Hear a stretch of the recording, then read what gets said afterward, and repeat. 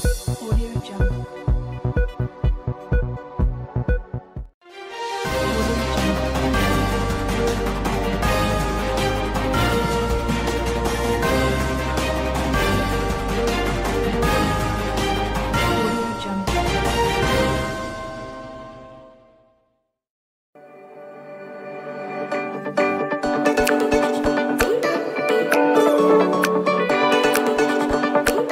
Seperti mana yang kita tahu, satu ketika dulu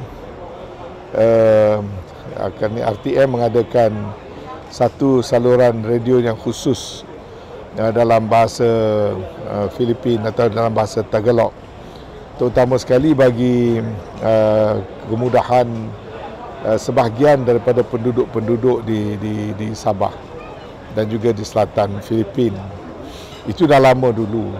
Dan sekarang ini tinjauan telah dibuat, didapati saluran itu tidak lagi begitu efektif.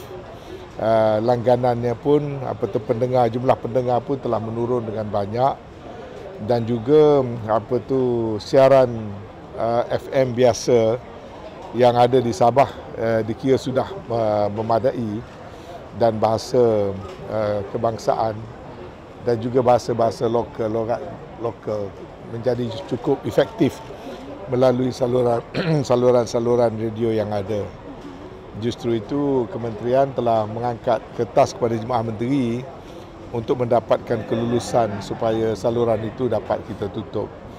Kerana waktu dulu ianya dibuka juga dengan kebenaran Jemaah Menteri. Dan Jemaah Menteri telah pun memberikan persetujuan supaya saluran berkenaan yang tidak lagi begitu efektif telah ditamatkan perkhidmatan. Isu yang berkaitan video klip Datuk Seri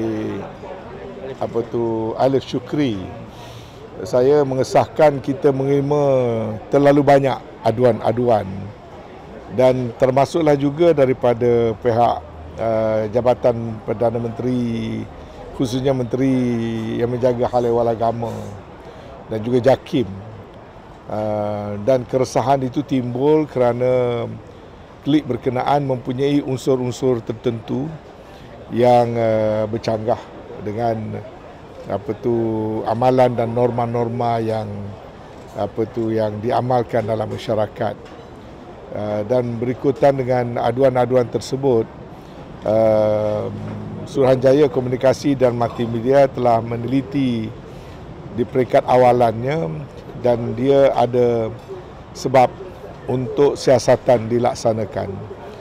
Dan dengan itu satu kertas siasatan telah pun dibuka untuk menyiasat perkara tersebut di bawah Seksyen 233 Akta Komunikasi dan Multimedia 1998. Dan dalam siasatan awal telah dikenal pasti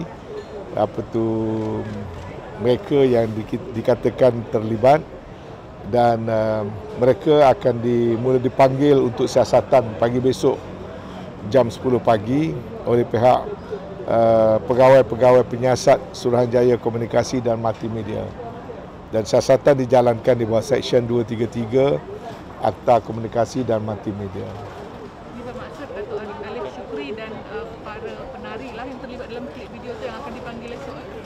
Itu biar pegawai penyiasat mengikut peraturan undang yang ada.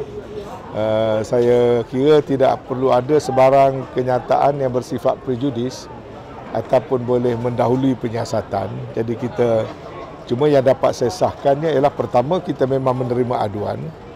Yang kedua, penelitian mendapati ada sebab untuk siasatan dilakukan di bawah Seksyen 233.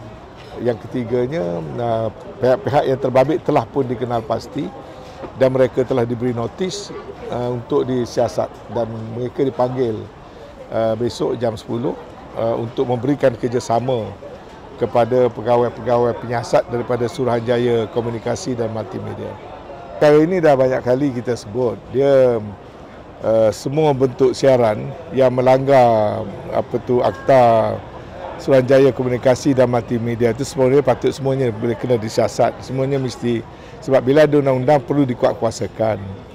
Cuma limitation bagi siaran-siaran yang daripada yang berpengkalan di luar daripada negara kita dan siarannya disiar dalam negara kita, itu ada sedikit masalah dari sudut kaedah penyiasatannya lebih panjang.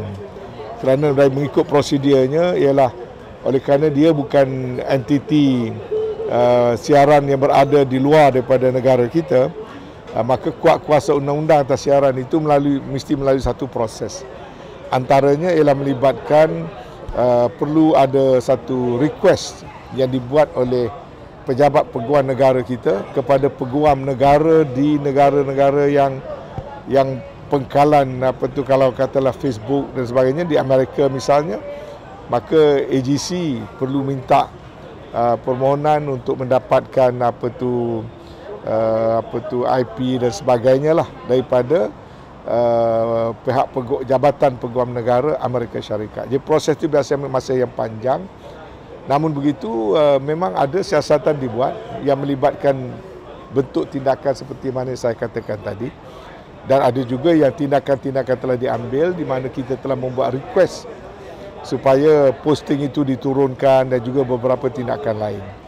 Sementara bagi mereka-mereka yang membuat posting secara langsung dalam negara, maka mereka liable ataupun mereka boleh disabitkan secara langsung sekiranya didapati ada kesalahan yang dilakukan dan melanggar akta-akta tertentu, khususnya akta komunikasi dan multimedia, kebanyakannya Seksyen 233, dan tindakan memang akan diambil.